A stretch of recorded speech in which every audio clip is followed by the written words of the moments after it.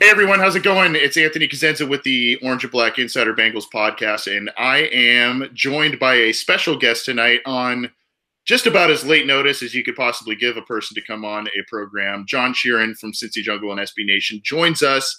John, you've been on the program once before. We're glad to have you back. I think last time you were on was right before the draft. So how have things been going? How was your fourth, first of all?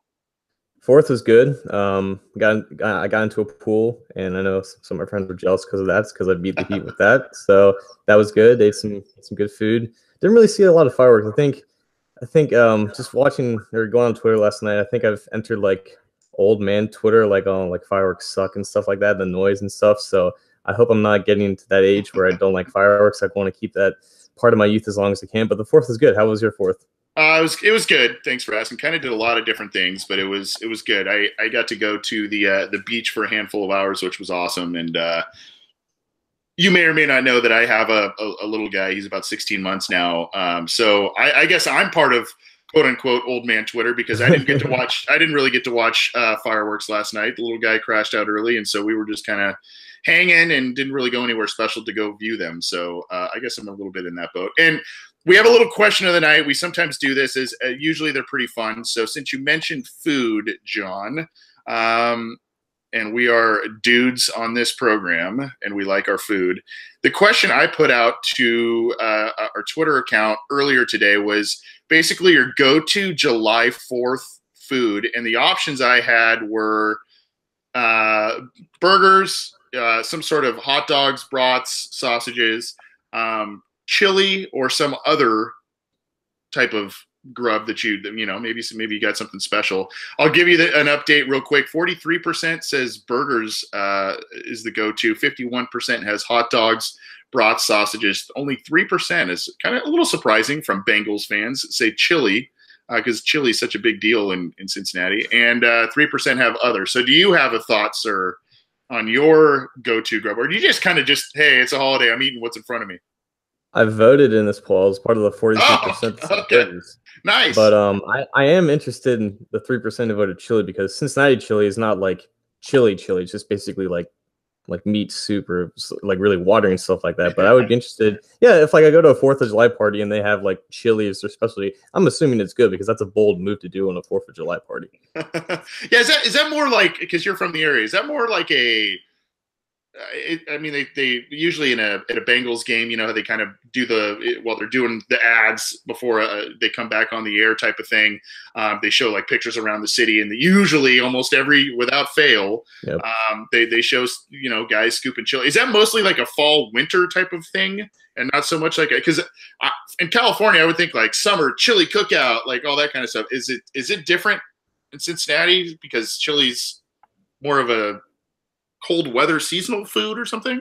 I guess in that sense, like people eat hot cocoa because it keeps them warm and stuff. And like if you're like scooping chili out of that in like a tailgate, I would assume it's like part of it's like holding it so like your hands are warm and also tastes good, obviously. But yeah, it's like that watery, really water. It's essentially just like a really thick liquid, which I guess is soup, I guess. But it's not like the traditional chili that you would see in Texas, and then people outside of the state get triggered when they try to call that chili and stuff like that.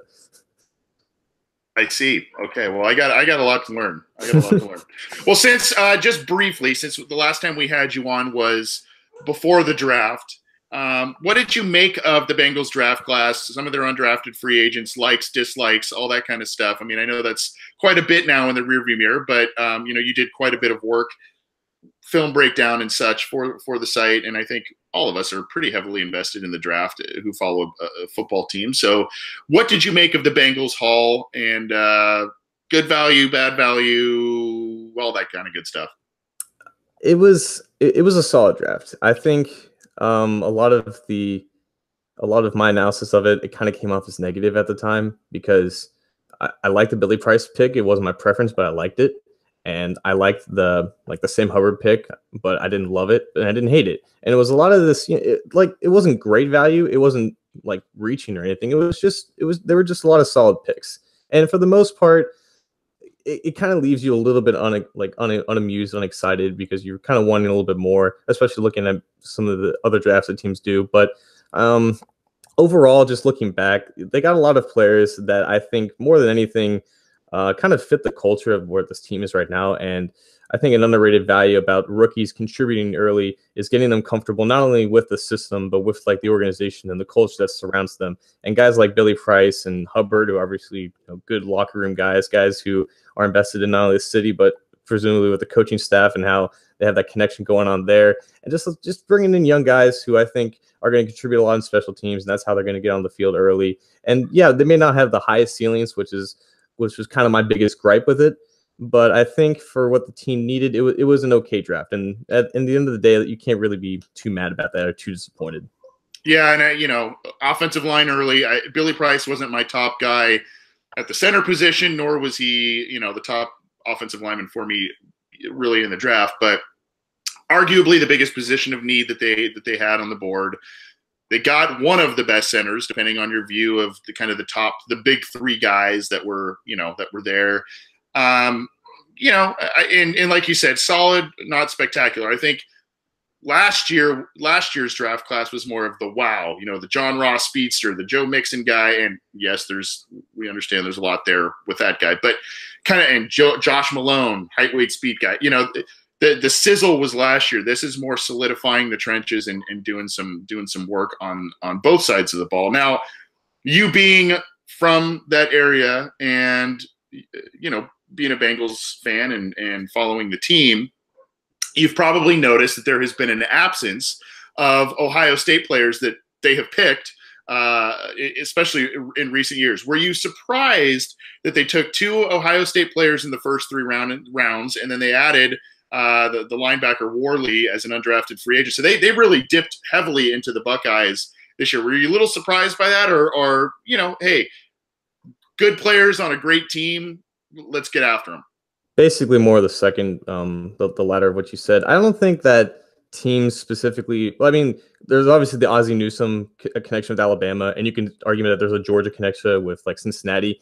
But I think teams specifically focus more on targeting conferences and just Power 5 teams in general than rather targeting or staying away from teams.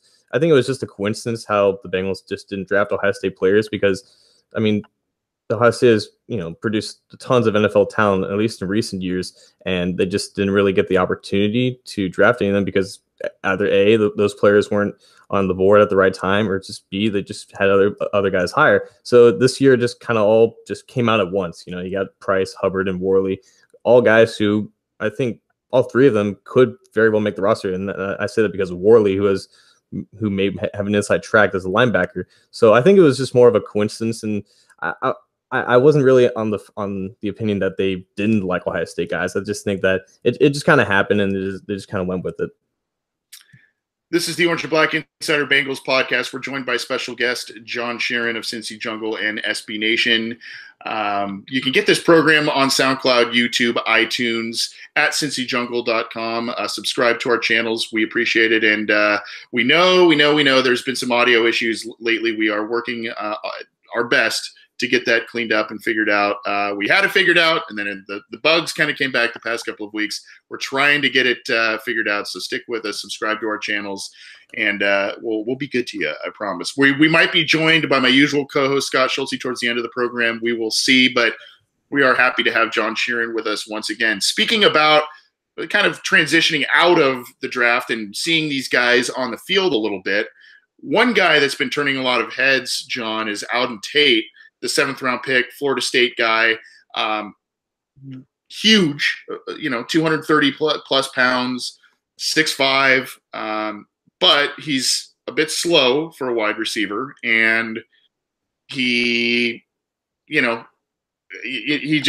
injury issues. There was a lot of things that kind of caused him to drop a bit, but there's a lot to like there. Now, he has been turning heads probably the most in these early practices. Again, we're talking minimal pads and shorts, so kind of hard to take too much stock into it. But just real quick, unbelievable, quote unquote, AJ Green said of Tate's catches, according to Dan Horde of Bengals.com. They call him a young Brandon Marshall. He has unbelievable hands. That's kind of some quotes from AJ Green. Bob Bicknell, the new wide receivers coach, he's got a lot of things that you can't teach. Unbelievable size, good body control. are you buying the hype? I mean, I've got a couple of follow-up questions for you here, but I mean, are you buying the initial hype that you're seeing here? Because if I remember correctly, Kelvin Benjamin, wasn't he a Florida State guy? Yep. Big, tall, strong guy, not very fast. Is he closer to that? And Florida State likes those guys, apparently. Is he closer to that and just hasn't reached that potential as early as Benjamin did? Or is it just, you know what, he's going to really have trouble getting separation as a wide receiver in this league? I don't know. Just your initial impressions of him. You did some film work on him as well for Cincy Jungle. Yeah. I just want to start by saying I didn't completely foreshadow this, but I did say that, like, as soon as Tate was drafted, I was like, he's going to do something ridiculous, whether it be training camp or like preseason, and people are going to go crazy, and then he's not going to catch a ball in the regular season, whether that because he doesn't make the roster or he just can't get on the field because he can't play special teams. In general, just for receivers in general, like, they don't have to be all around great athletes, which I think is a misconception, but they do have to be, athletic in at least one area. And Tate does not have any athleticism to his name. Now, I'm not saying that the 4.6, 840 is a problem. It's just that he's not explosive and he's not quick. And the Brandon Marshall comparison is interesting because, yeah, Marshall was big and he can outbody guys, but Marshall could also get yards after catch, whether it be breaking tackles or making guys miss for his size.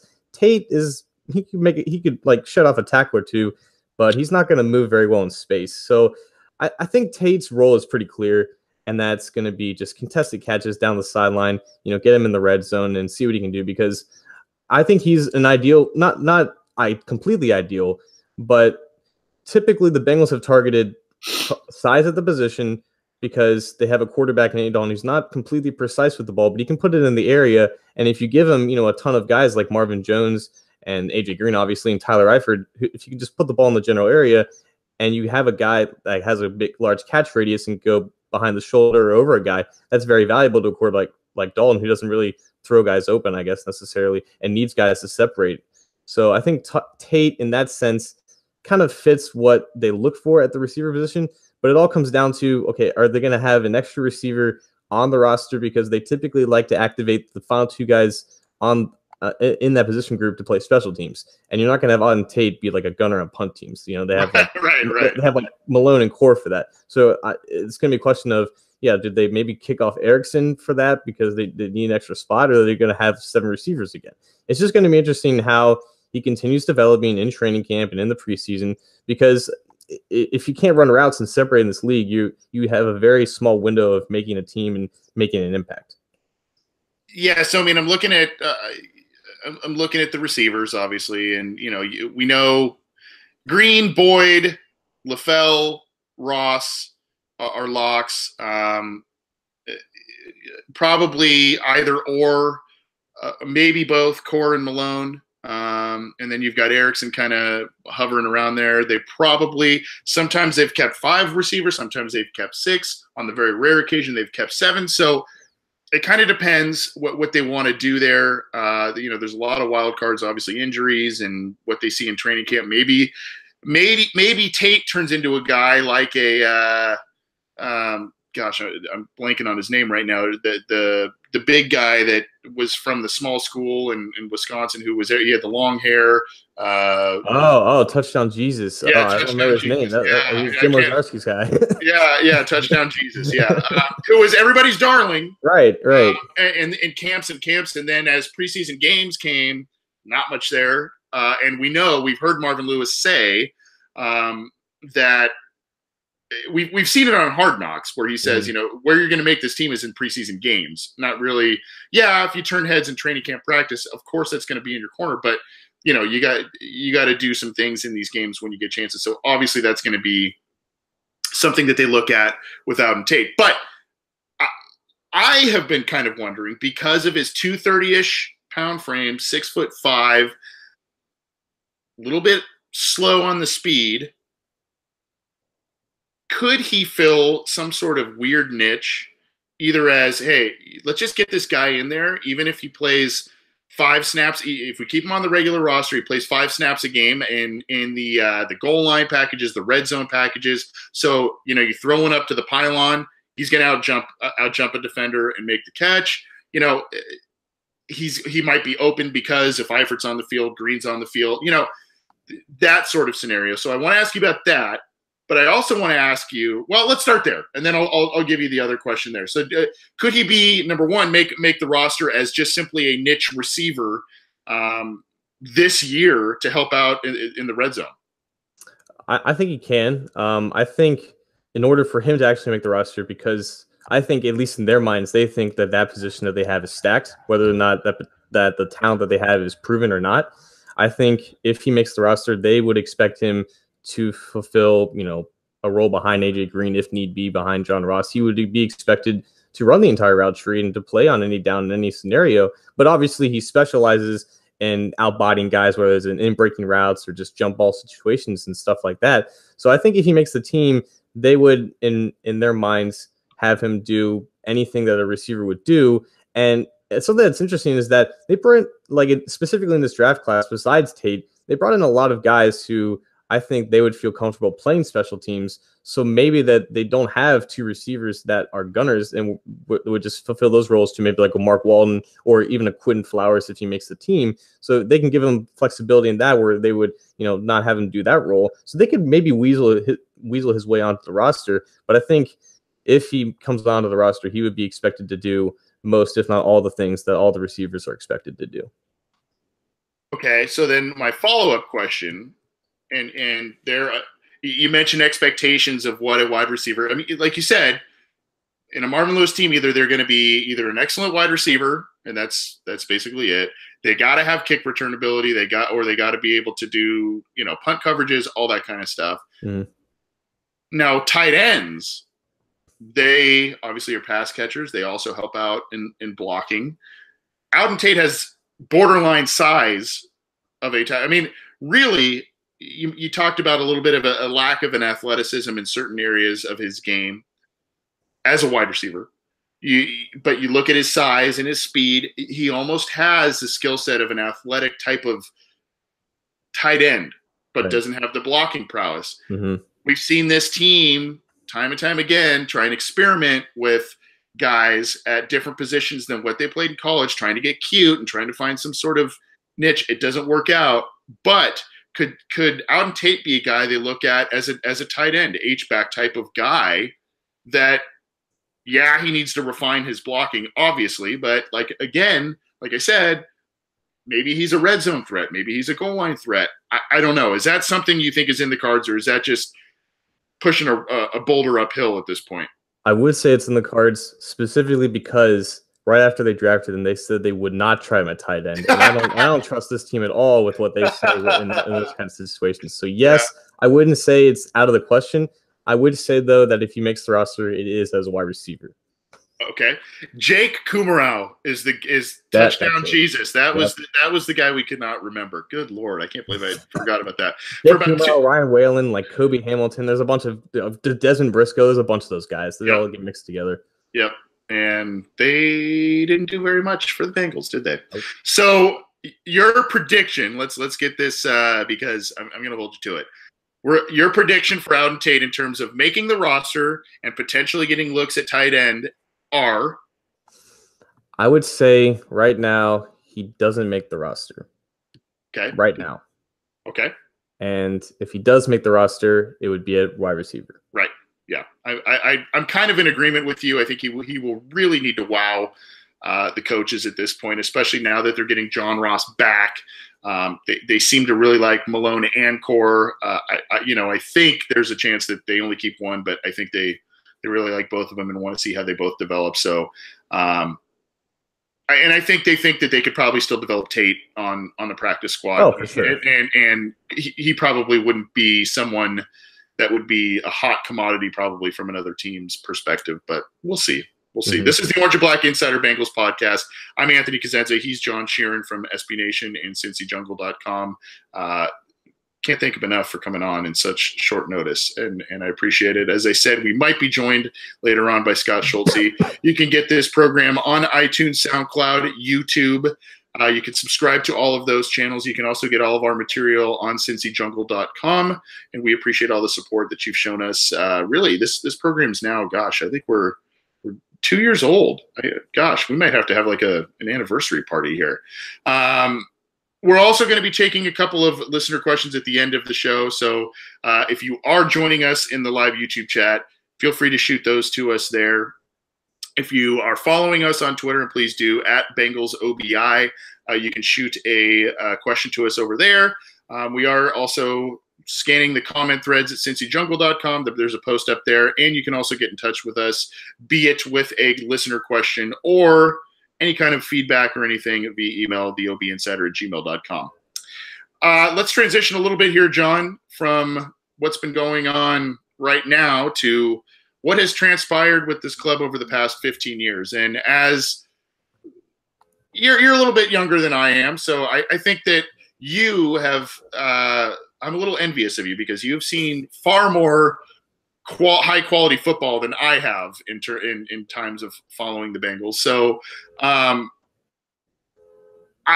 starting a series on cincyjungle.com. It's going to be the top 10 Bengals players under Marvin Lewis of all time, and the first post should probably be coming up sometime either tomorrow or over the weekend. So I'm not gonna give my first, my top guys away, but obviously there are some names that we all can recognize as being some of the top guys. So there are a number of factors to consider. I mean, there are some great players that were great players in the NFL, but didn't play a long time under Lewis. Willie Anderson is one. Justin Smith is another. There are other factors. How many Pro Bowls a guy has been to, and are they, were they kind of an alternate that was brought into the fray or what have you? And then just general durability, maybe even likability. I hate to kind of say that, but production obviously is of paramount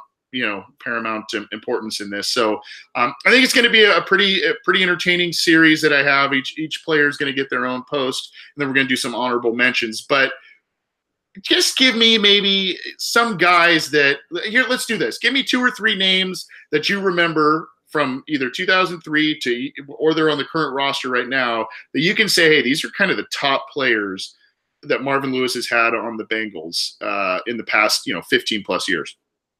So I'm not going to say Chad Johnson. I'm not going to say Carson because I think those guys are obvious. And I'm not going to say like Gino and AJ. I will start with Leon Hall, though, because I think he was one of my personal favorites because my cousin who worked at Kenwood Country Club, which is like a few miles up north of Cincinnati, he would get him sometimes and he would just say how cool of a person he was and how chill and laid back. But not only that, he was like Geno Atkins was the first, at least of like this generation of like undersized 3 techniques. And when the NFL was going more past like heavy, Leon Hall was like, as the NFL started moving into more 11 personnel sets with like 3 receivers and defenses started using 3 cornerbacks on the field, he was the first like great slot cornerback. And he was criminally underrated at his peak of his career in Cincinnati because he didn't rack up a ton of interceptions and a ton of targets because he would be playing in the slot and he would just completely shut down slot receivers, at the time where the NFL was transitioning to that sort of offense. And now in today's game, having a great slot cornerback is so imperative, and so many great defenses rely on having a guy that they can put in nickel. And I think Leon Hall, to me, was so valuable for that defense. And he spent a long time here. He was the one extended, not Jonathan Joseph. And he was just a great dude in general. And he's definitely the very least in my top 10. Okay, so you're going to like one of my posts then, because I'm not going to say where he is, but I did put Leon Hall on the list. And I want to hear more and I like the fact, here's what I like about it. I mean, we could all say, like you said, we could say Chad, we could say AJ, we could say Gino, because those are kind of shoe-in type of guys. But I like those fringe type of guys, those guys that, or not necessarily fringe, guys like a Hall that they were great, but they weren't the perennial Pro Bowler. They were just really solid, good football players and played for the team for a long time. I'm going to throw a couple things out, just tidbits, before we get to your next player that you want to talk about. Leon Hall, in terms of career leaders, I always thought this was pretty interesting. He is fourth in team history with 26 interceptions, behind Ken Riley, Lewis Breeden, and David Fulcher, all three very good defensive backs. This is an insane number to me, and I guess it has something to do with his longevity with the club. But he has a franchise record 112 passes defended with the team. The next highest is ironically Jonathan Joseph at 76. Adam Jones has 67. Reggie Nelson 62. So I mean that's to me that's a ridiculous number. And then you look at tackles, overall tackles. The top 7 guys, there's one nose tackle who has an insane number, 1,008 total tackles, Tim Crumry. I don't know if you remember that name. But then you've got all linebackers essentially, except for Darrell Williams, a safety, 500. But here at number 8, amidst all these other linebackers, is Leon Hall in terms of total tackles with the club. So to me, he was around the football a lot, whether it's tipping the passes away or knocking them away, intercepting them, or around a guy to make a tackle. He was also one of the very few rookies that Marvin Lewis instantly relied on to play a significant role with the team. He didn't even allow that with Jonathan Joseph, though Joseph had an injury, I think, in his rookie year too. But so that's why I like Hall on this list. There's just a number of different aspects that, that go so overlooked when you think about other players. The 3 we mentioned that would be shoo-ins on this list. Leon Hall gets lost in the shuffle, and obviously he was a big part of many outstanding Bengals defenses under Mike Zimmer and some under Paul Guenther as well. One last thing I just want to say about him.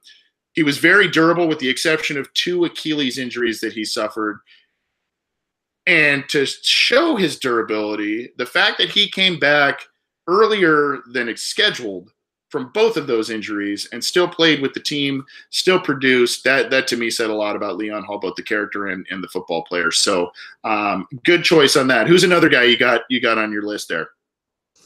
Now, I know you said that we want to stay away from players who spent a little time before Marvin got here, but I feel like just for the respect of this man, for the disrespect that was put upon him upon the Bengals top 50 last year, I have to say Brian Simmons' name. I know he started his career in the 90s, but he was one of the few guys that when I first started watching the Bengals was when Marvin came here.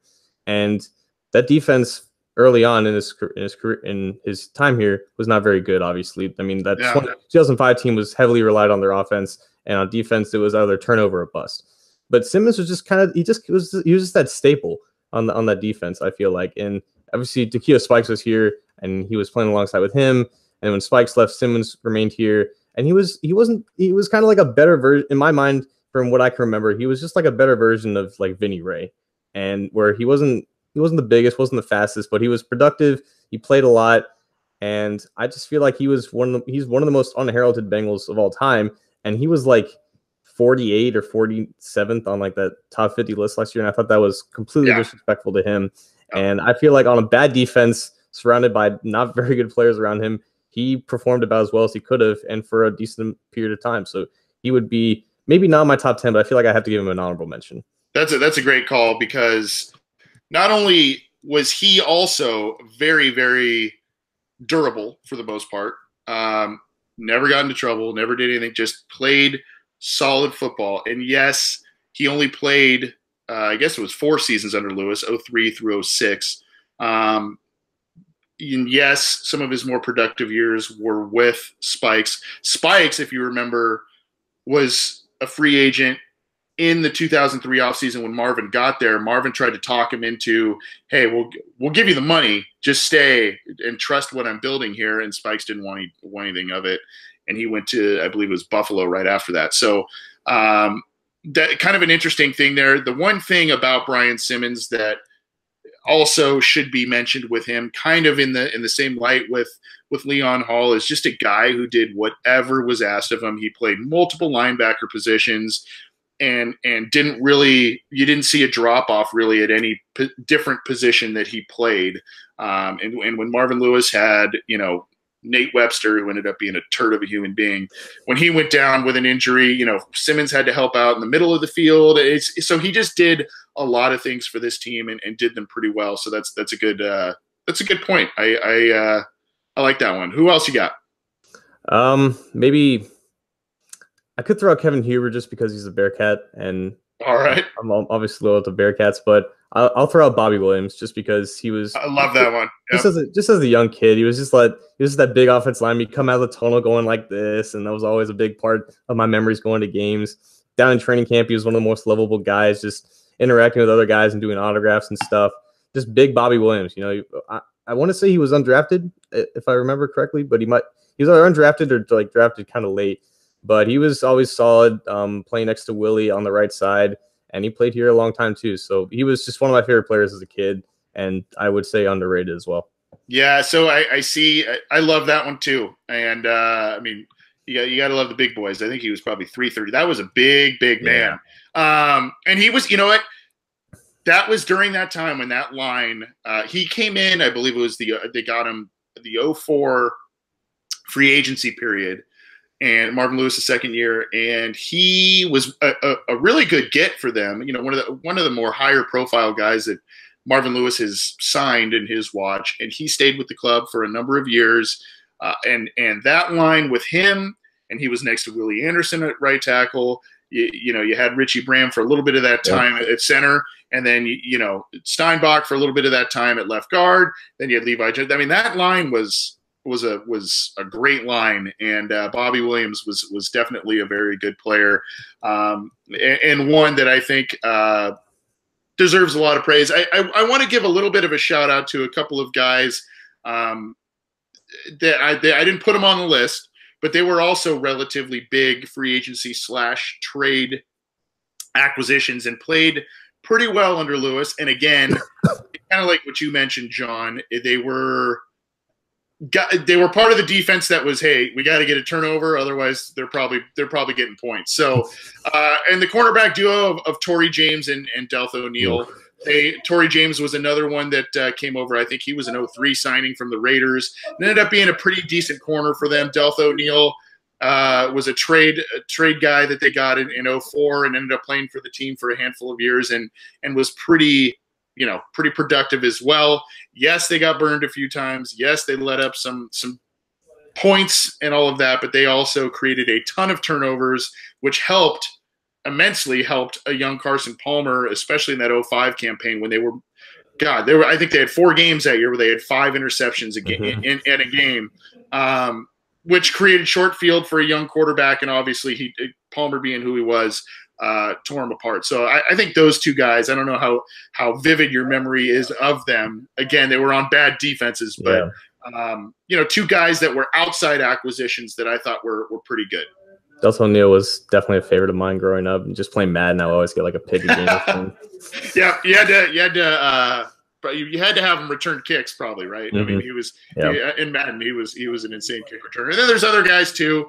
Reggie Nelson has to be in the discussion.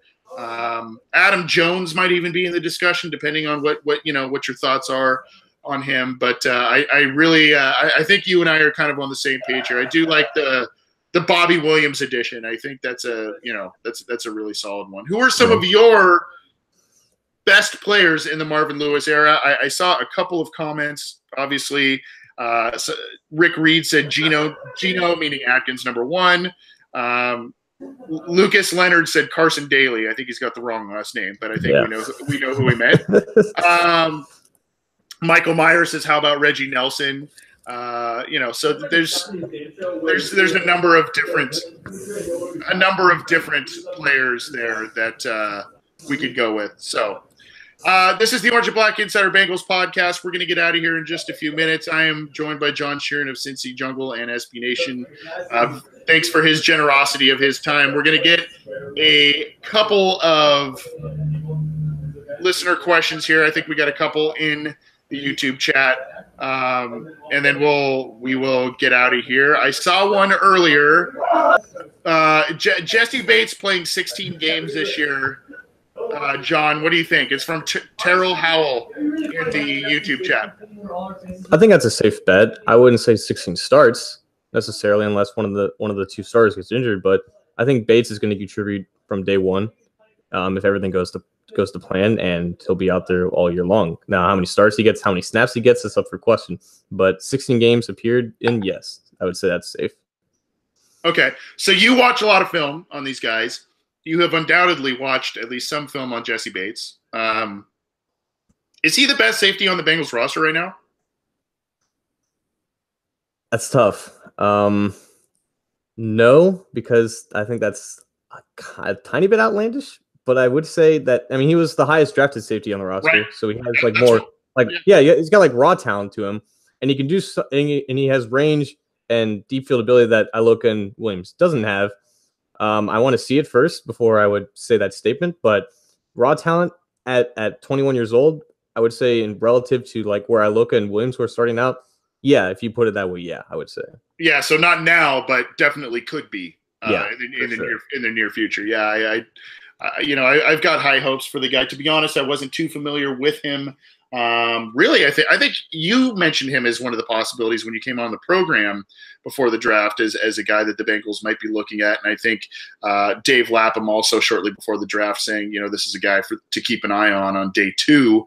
And lo and behold, they take him. And when you see some of his plays, he's got athleticism. He's not the hardest hitter as Sean Williams and Iloka have proven to be, but he sure can turn the ball over, and that's something the Bengals need. So I think if he's healthy, he'll play all 16 games, and I think someone else kind of to make a point with one of our other folks in the YouTube chat. Someone else mentioned in our last segment about great players under Marvin Lewis, and Chris Crocker was mentioned.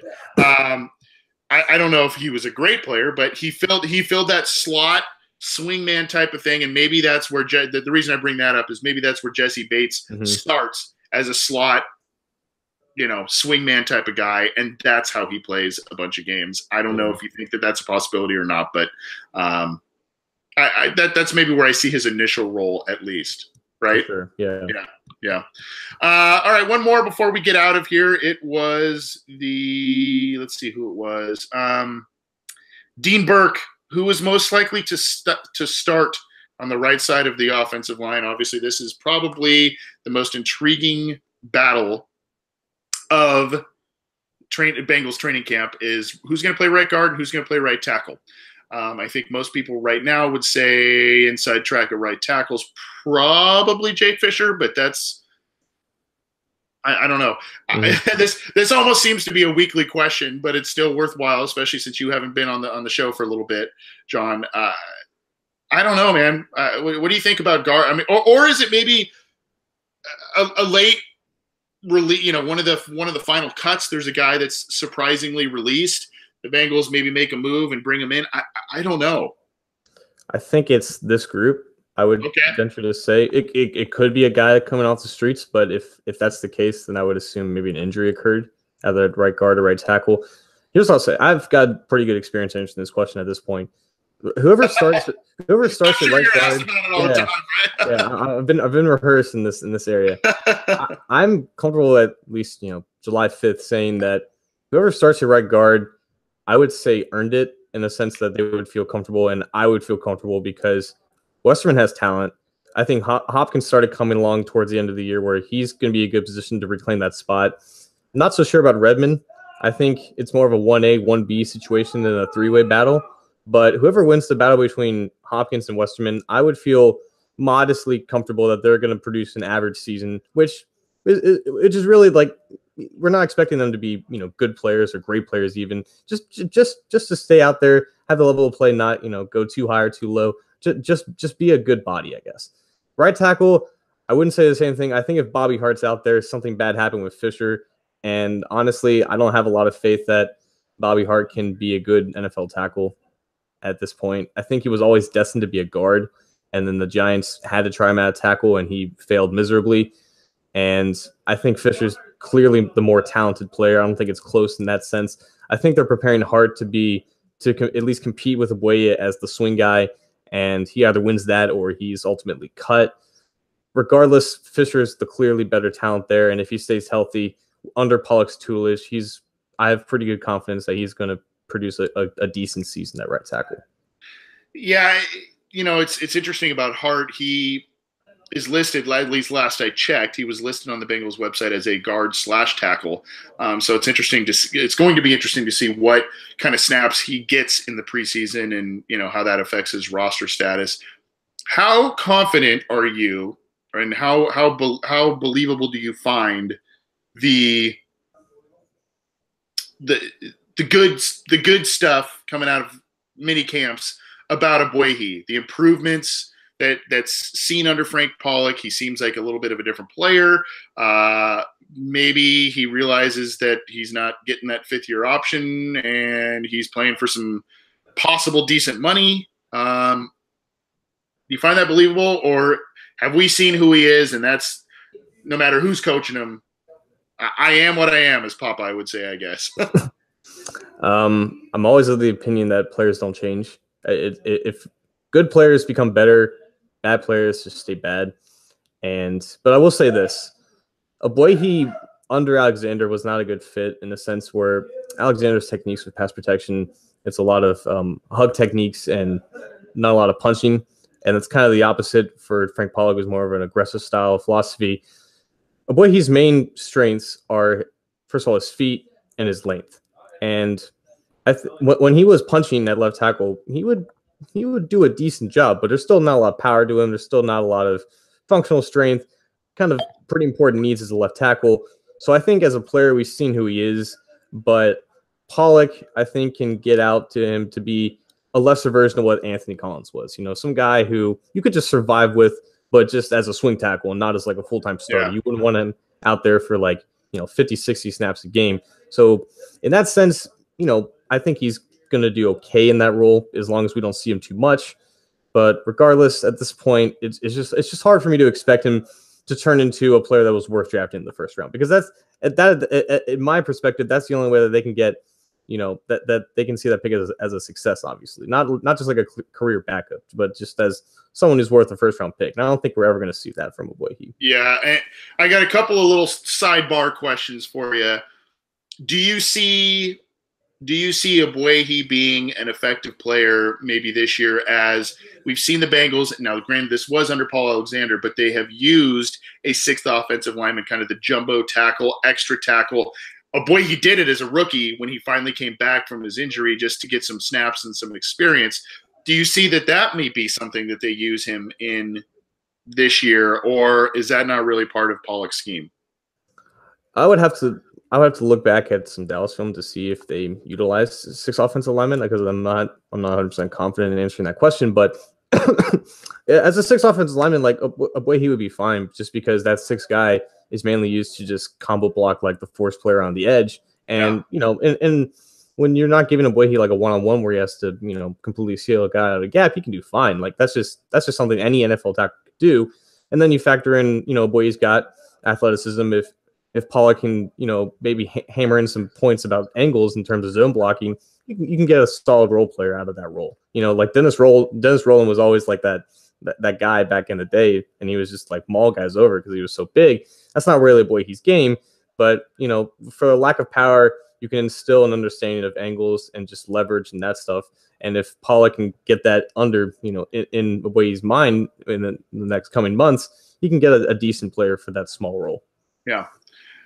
Last question, I guess, and then we'll get out of here. Again, it's kind of a sidebar to the initial question posted by the fan there.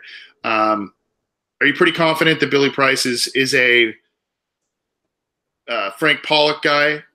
Because there was talk that, hey, Ragnow was maybe the guy that they wanted all along, and they settled for Price. I mean, are you pretty confident that that's still a guy or the guy that Frank Pollock wanted and can do well in his scheme? From what I've heard of just about like that whole situation, I don't think that they feel like they settled for Price. Now that conversation might have been different for like Bodine, 4 years ago, but I don't think they settled, I guess, quote unquote, for Price. I think he was always a guy that not only just Pollock, but just like the entire coaching staff just fell in love with upon meeting and just wanted to bring him in as soon as possible. And I think, labeling guys as like, this coach is like a kind of guy is always kind of dangerous because it can lead to some bad things, whatnot. But I think Price is going to fit in fine, at least under Pollock, in terms of just like the culture and stuff like that. And he'll be a solid player. And I think one thing that Pollock's good at is that he's good at getting the absolute most out of the guys that he develops, and I don't think that'll be a problem for Price. Guy's got the biggest baby face I've ever seen. He's just this gigantic guy. Imagine if he grew a beard, though. Yeah, that would be funny. He's got like this 12-year-old kid face on this like gigantic body. It's a weird. That would complete the Whitworth transformation. Always mini Whitworth. Yeah. If you can grow a beard, that would do it. Yeah, and they've got the the shaved dome. So yeah, that makes sense. John, thanks so much for jumping on with us. Thanks so much for your time. I hope we make this somewhat regular where you can come on to this program. Where can fans find your stuff? Get in touch with you. Obviously, aside from love having you on this show, part of the reason why we do is because of the positive feedback that you get from your great film breakdowns and everything on Cincy Jungle. But tell us, where we can find your stuff and all that good stuff. I'm mainly just on Twitter, being an idiot at John__Sheeran.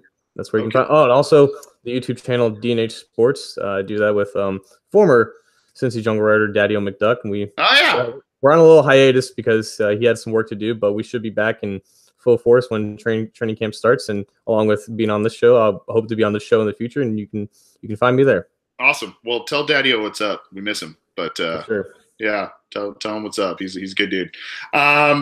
This is the Orange and Black Insider Bengals podcast. Again, you can get this program on YouTube, SoundCloud, iTunes, and CincyJungle.com. You can get in touch with us via Twitter at BengalsOBI and via email theobinsider@gmail.com.